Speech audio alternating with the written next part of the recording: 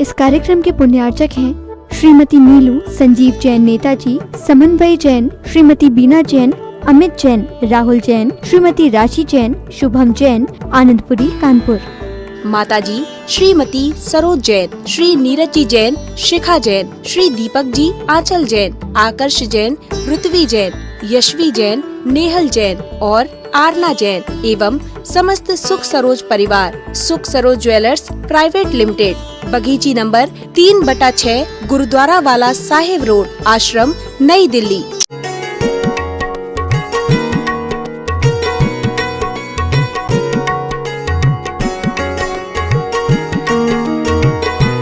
जैसे बहू समझदार बहू सासू की आज्ञा मान लेती है कि लिपस्टिक छोड़ दो, तो वो छोड़ देती है। बड़ों की आज्ञा मान लेते तो मानना ही चाहिए। मैंने कहा ठीक है, अब जो होगा। सामायिक करने बैठ गया, मगर घबराहट हो रही थी, क्या होगा कैसे होगा। और मैं सोच रहा था कि 2 बजे ही ना घड़ी में तो बहुत अच्छा है। और 2 बज गए। वो कमेटी के 8-10 लोग आचार्य श्री के पास आए और कहा आचार्य श्री प्रवचन। बोले वो छुलक जी बैठे ना, उनको ले जाओ। और मुझे ऐसी कपकपी छूटने लगी। मैंने कहा भगवान क्या करेंगे। मैं आचार्य श्री के पास नमोस्तु करने आया।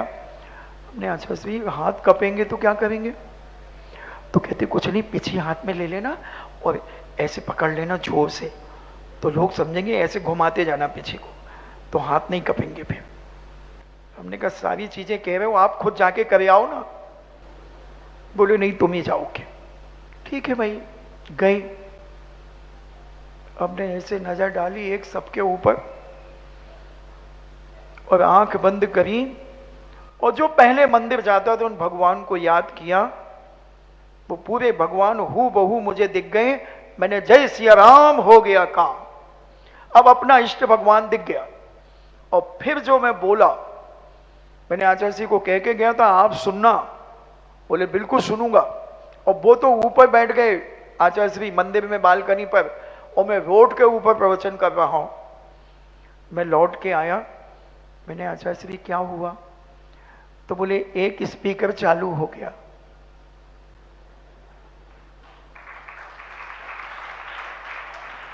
तो हमने कहा अब गलतियां बताओ।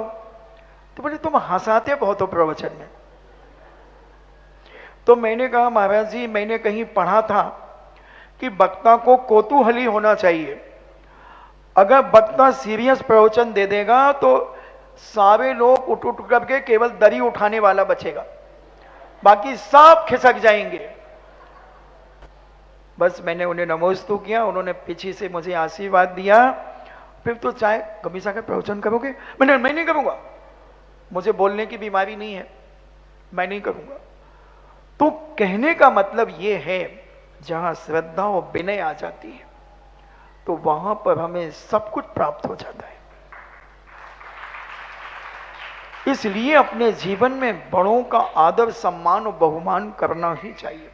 तो मैं सांगानेर की बात कर रहा था, और जब सांगानेर के भूगर्भ से भगवान निकाले गए, जब उसका प्रभाव सारे भारत में कम फैला, जयपुर वाले ही इकट्ठे हुए। फिर 1999 में जब पूज्य बाबा ने 31 प्रतिमाओं को और चौथी मंजिल में जाकर के निकाला, तब सारे विश्व में तहलका मच गया। बड़े बड़े जौहरी वो क्या लेंस ले लेकर के आए उन प्रतिमाओं को चेक करने के लिए। 31 प्रतिमाएं खड़गासन की और इतनी बड़ी एक पन्ना की प्रतिमा जब सामने लोगों की आई तो लोग आंख फाड़ करके रह गए। जैसे भी बताया हमारे पूज्य श्री ने कि 700 जौहरी व्यापारी सांगानेर में थे। उनकी माइंसें थी हीरे पन्ने जवाहरातों की। तो उसमें जो सबसे बड़ा पन्ना हीरा आदि निकलते थे वो प्रतिमा बनवा करके उसे रखते थे जिनालय में। कितना समर्पण हो, कितना विनय था धर्म के प्रति। आज अपनी माइंस में अगर कोई बड़ी चीज निकले तो अपन सोचेंगे उसे मार्केट में बेचेंगे। और पहले का जैनी धर्मात्मा सम्यक दृष्टि जीव इतना विनय संपन्न होता था कि जो भी अच्छी चीज आएगी वो हमारे भगवान के काम आएगी। इसलिए उनके परिवारों में सुख शांति समृद्धि दिन दूनी रात चौगनी बढ़ती चली जाती थी। हम बहुमान करना हमने कम कर दिया, हमने भगवान का सम्मान करना कम कर दिया, हमने देव सास गुरु की विनय करना कम कर दिया। इसलिए जो चीज हमें मिलना चाहिए वो नहीं मिल पा रही है। अभी जो मिल रहा है इससे लाखों गुना ज्यादा मिल सकता है बंधुओं, लाखों गुना ज्यादा मिल सकता है। अपने अपने परिणामों को टटोलो कि हम धर्म कितने % का करते हैं, मंदिर में हम कितनी देर मन वचन काया की एकाग्रता से हम जिनालय में पूजन करते हैं, अभिषेक देखते हैं, गंधोदक लगाते हैं, कितनी विनय से लगाते हैं। सब कुछ विनय से मिलता है, बहुमान से मिलता है, गरिमा पूर्ण होकर के मिलता है, उत्साह के साथ, आनंद के साथ। जब हम कोई कार्य करते हैं तब उसकी सफलता हमारे चरण चूमने के लिए तैयार रहती है। कितनी विशुद्धि से वह कार्य हम कर रहे हैं, कितनी शुद्धि से कर रहे हैं। न छोकों की शुद्धि है, न कपड़ों की शुद्धि है, न मन की शुद्धि है, न वचन की शुद्धि है, न काय की शुद्धि है। चल रही है गाड़ी। इधर जो बैठे पूछ लो एक प्रश्न, तुमने तो खूब पूछते हमारे महाराज से, गेहूं कौन कौन धोता है? 1 2 3 4 5 6। तुम तो झुका लो बहू, तुम तो मध्य प्रदेश की आओ, तुम का जानो। 10-12 परिवार में गेहूं धुलते हैं और बाकी सब गेहूं, महाराज जी गेहूं धोना चाहिए। मैं केकड़ी में जब गया 1995 में अजमेर चातुर्मास के बाद, मैंने वहां प्रवचन दिया। मुझे शुद्धि के ऊपर 8 दिन लगते हैं प्रवचन करने में। तो मैंने वहां जब प्रवचन किया तो एक भाई प्रवचन के बाद आया, जैसे ये बिटिया उठी ऐसे ही वो उठ करके मेरे पास आया और कहता, महाराज जी क्या हमारे घर में हंगामा मचा दिया आपने? मैंने, भाई क्या हुआ? बोले हमारी पत्नी कह रही है कि वो गेहूं धोया करो। गेहूं धुलते हैं क्या? आप भी क्या बातें करते हो? मैंने, भाई मैं तेरे घर नहीं गया था प्रवचन करने के लिए, तेरी गरज थी तो नाक रगड़ के तू और तेरी फैमिली आई थी मेरे प्रवचन सुनने के लिए। क्योंकि अपन तो जैसी देवी वैसी पूजा, पूजा 3 प्रकार की, छोटी बड़ी मझोल। जैसा कस्टमर आ जाए वैसा अपन चला लेते हैं। अगर कुछ है तो मैं भी कुछ हूं, और तू अगर विनम्र से आता है तो मैं भी बहुत विनम्र हूं। तो मैंने कहा, भाई आप इतने उत्तेजना क्यों हो रही है आपको? हमने आपका क्या बिगाड़ा? बोले हमारी पत्नी कह रही, हमारी माँ कह रही कल से गेहूं धुलेंगे। तो मैं, मत धोना, नाली में और डाल करके उठा के रख लेना, मेरा क्या जा रहा है? तो सुने आप, उसकी तो जाने दो, अभी उसकी बीच में लाऊंगा थोड़ी सी बात। तो गेहूं धोना चाहिए। क्यों? मंडी जो होती है, किसानों के बोरे भर भर के आते हैं मंडी में, तो मंडी में चूहे, छिपकलियां, गिलहरी, कुत्ते, 3 टांग धरनी धरे, 1 धरे आकाश, और बिन मेघा के बादल बरसे। 3 टांग तो कुत्ते की जमीन पे होती है और 1 टांग ऊपर रहती है। और कुत्ता हमेशा सूसू ऊंची जगह में करता है, तुम्हारी गाड़ियों के चक्के पे करेगा, स्कूटी पे करेगा, तो ऐसे सीधे नहीं करता वो। उसके 3 पैर तो ये रहेंगे और 1 ऊपर रहेगा और सूसू करके चला जाएगा, उसे मजा आता है। एक बार पहले टेलीफोन का खंभा जा रहा था 2 साइकिलों में रख करके, एक कुत्ते ने देखा, वो उसके पीछे लग गया। दूसरे कुत्ते ने पूछा, भाई कहां जा रहा है? बोले आजा, जुगाड़ है। 2-3 कुत्ते और मिले, छिपी टोला जैसी पार किया तो आगे चौराहे पर, फिर कहां जा रहे हैं? बोले आज तगड़ा जुगाड़ है, आजा। अब वो ऐसे करते करते 9 कुत्ते हो गए। अब वो टेलीफोन के खंबे वालों ने गड्ढा पहले से खुदा हुआ था, उन्होंने उसमें टेलीफोन का खंबा खड़ा किया, चारों तरफ से मिट्टी डाली, रस्सी बांध के उसका एंगल मिलाया और उसको पैरों से कुचल करके पानी आनी डाला, फिर और मिट्टी डाली और वो सब चले गए और कुत्तों ने उसका उद्घाटन कर दिया। एक साथ 9 ने उद्घाटन किया, 3 टांग धरनी धरे, 1 धरे आकाश। तो ऐसे ही ये कुत्ते मंडी में जाकर के भी सुसु करते हैं गेहूं के बोरों पर, अरे बुलौआ वाले यही तो बैठे हैं, जब हम छोड़ेंगे जब ही तो जाएंगे जे। अब हम नहीं छोड़ेंगे फिर क्या करो, कौन को बांटोगी? बैठ जाओ। अरे तुम बच्चे सो रहे, सोने तो दो। तो जे चाहे जब ही तो गाहें। क्या बात करती हूं। मन की तरंगे मार ले बस हो गया भजन, आदत बुरी सुधार ले बस हो गया भजन। भजन है क्या? मन की तरंगे मार ले बस हो गया भजन, आदत बुरी सुधार ले बस हो गया भजन। कुछ नहीं करना, ये लिपस्टिक चिपस्टिक लगाना छोड़ दो, भजन ही भजन हो गया। खैर बच्चों सिट डाउन। और वही गेहूं की बात कर रहा था, तो मंडी में जाके देखें सैकड़ों कुत्ते गेहूं के बोरों पे चढ़ रहे होंगे, उतर रहे होंगे, सुसु कर रहे होंगे। गिलहरी, चूहा, सबकी सुसु गेहूं में मिली हुई है। और आप कभी गेहूं का बोरा जब खोलते होंगे तो चूहे की लेड़ी भी निकलती है, चूहे की पोटी भी निकलती है उसमें। कहां से आ गई उसमें? तो गेहूं धोना चाहिए। और एक 100 ग्राम गेहूं मेरे नाम से खराब कर लेना। अगर आप कहो तो मैं कल उपवास कर लूंगा, क्योंकि तुम्हारा 100 ग्राम गेहूं खराब हो जाएगा। 3 भगोनियां रखना पानी की। पहली भगोनी में गेहूं डालना और खूब मथल करके ऐसे धोना, फिर दूसरी भगोनी में डाल देना, फिर उसमें मथलना खूब ऊपर नीचे करके, फिर तीसरी में डाल के, एक चौथी में डाल करके फिर एक टोकनी में रख लेना। अब चारों पानी को देखना। पहला पानी ऐसा होगा जैसे आपने एक चाय की पिरिच धो करके रख दी हो। दूसरा उससे कम मटमैला होगा, तीसरा बहुत कम मटमैला होगा, चौथा बिल्कुल स्वच्छ कंचन सा होगा। अब वो सारी गंदगी आप अपने पेट में जा रही है। इसलिए मेरी प्यारी माताओं बहनों, चैत और बैसाख के महीने में जो नया गेहूं आता है, उसमें गेहूं खरीद करके, धो करके, सुखा करके और पैक करके टंकियों में रखना चाहिए। मुझे बहुत अच्छे से याद है दीक्षा के पहले का समय कि एक टंकी गेहूं कुएं के पानी से धुल करके रखा जाता था और बाकी गेहूं नल के पानी से धो करके रखे जाते थे। कुएं के पानी के क्यों?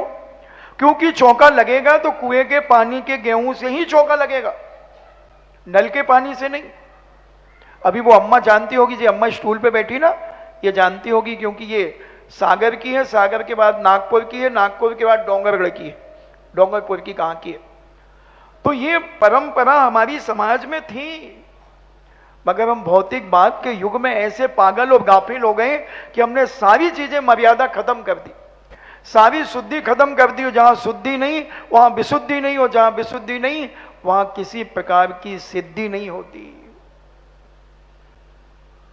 सोचें, विचार करें, समझने का प्रयास करें। माताओं को फुर्सत नहीं मिलती थी 2 महीने की मरने की। गेहूं बीने जाते थे, गेहूं धोले जाते थे, और कैसे बैठती थी? छत्ता लेकर के छत के ऊपर सुखाती थी गेहूं कि कोई बंदर कौवे आदि ना ले जाएं, चोंच ना मार दें। छत्ता लेके पड़ पड़ाती गर्मी में हमारी माताएं बैठी करती थी। अगर कोई कौवा आ गया फिर वो क्या करती थी वो माँ? तो गेहूं को ऐसे अलग करेगी, पांव धोएगी पहले पानी से, और गेहूं को अलग करके वो छत के ऊपर उस जमीन पे चलेगी। 1 फुट गेहूं ऐसे खिसकाएगी, ऐसे खिसकाएगी, और जहां कौवे ने मुंह मारा है वहां एक टोकनी में वो गेहूं उठा करके अलग करेगी, पानी से उस जमीन को साफ करेगी, फिर गेहूं फैलाएगी और जमीन साफ करती आएगी, और गेहूं फैलाते फैलाते फैलाते पीछे आ जाएगी। ऐसी विशुद्धि होती थी। आहार दान का जब ये पुण्य बंद होता था, तहलका मच जाता था बंधुओं। आज आहार दान का फल जो मिलना चाहिए वो क्यों नहीं मिल पाता? क्योंकि हमारी शुद्धि में खोट है, विनय में खोट है, और हम झूठ बोल देते हैं, छू जाते हैं, फिर भी हम कहते हैं हम नहीं छुए, हम नहीं छुए। तो ये चीजें अगर हम सीख जाएं तो बस समय आज पता ही नहीं चला, 1 घंटा पूरा हो गया। नहीं, घड़ी रखी है। हाँ हम देखते जा रहे थे, हमने कहा आज चलने दो, आज बम फूट रहे हैं तो फूटने ही दो। तो ये अपन को ध्यान रखना, विनय की बात चली।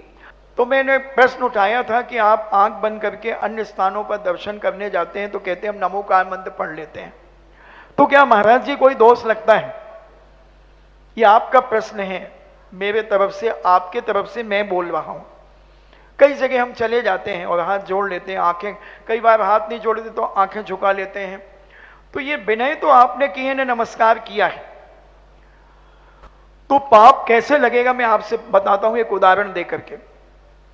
आप एक किटी पार्टी में जा रही थी, एक एक कार में 5-5 महिलाएं जा रही थी। इतनी जाती, ज्यादा जाती हो? इतनी? 5-5, 6-6 चली जाती है। तुम नहीं जाती, ये तो जाती हैं। और ये जा रही थी, 2 कारें जा रही थी और गर्मी का बहुत तेजी से प्रकोप था।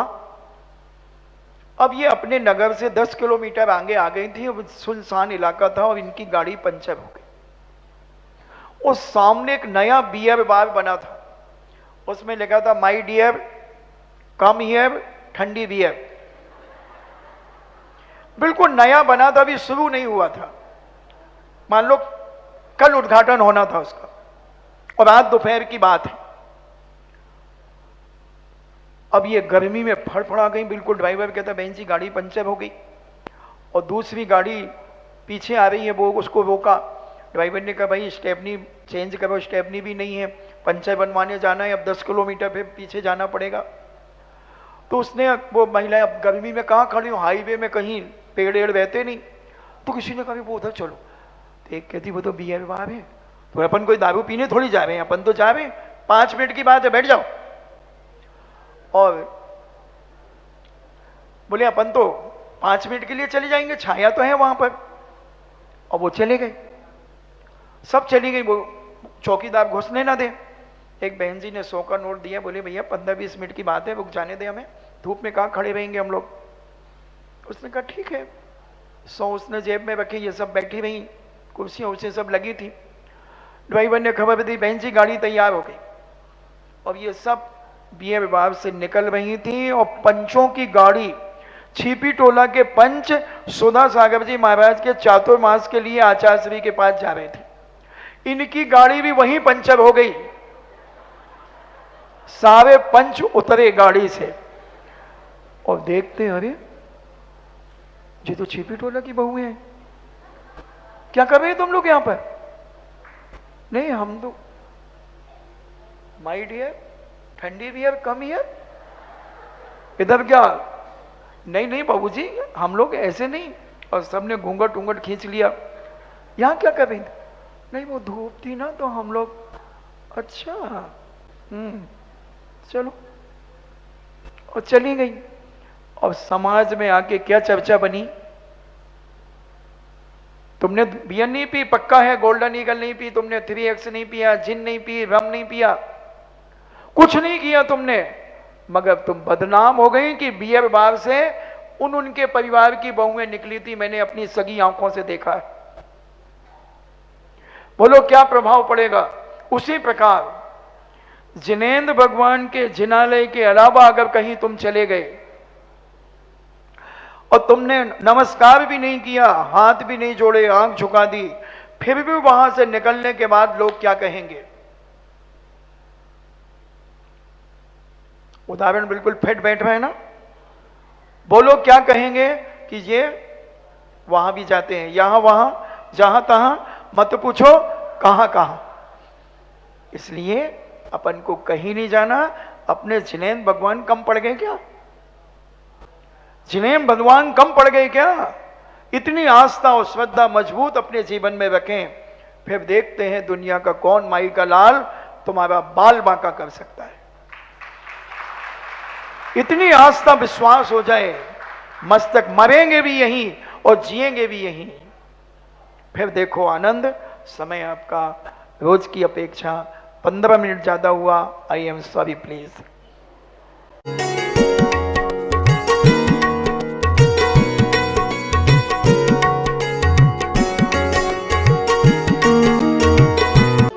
इस कार्यक्रम के पुण्यार्चक थे श्रीमती नीलू संजीव जैन नेताजी, समन्वय जैन, श्रीमती बीना जैन, अमित जैन, राहुल जैन, श्रीमती राशि जैन, शुभम जैन, आनंदपुरी, कानपुर। माताजी श्रीमती सरोज जैन, श्री नीरज जी जैन, शिखा जैन, श्री दीपक जी, आंचल जैन, आकर्ष जैन, ऋत्वी जैन, यशवी जैन, नेहल जैन और आरना जैन एवं समस्त सुख सरोज परिवार, सुख सरोज ज्वेलर्स प्राइवेट लिमिटेड, बगीची नंबर 3/6, गुरुद्वारा वाला साहिब रोड, आश्रम, नई दिल्ली।